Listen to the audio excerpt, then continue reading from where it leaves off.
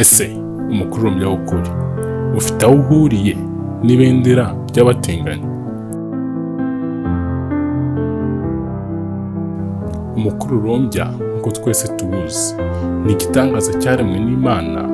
Umukororombya ugaragara mu kirere nyuma y'imvura, ariko ibendera ry'abatinganyi rifite inkomoko mu mwaka 1978. Iri bendera ryakozwe n'umuhanzi witwa Gilbert Baker, rikaba ikirango cy'uburenganzira bw'abo bantu abatinganyi. Nubwo byose bifite amabara asa, ntibivuze ko bihuriye ku gitekerezo kimwe.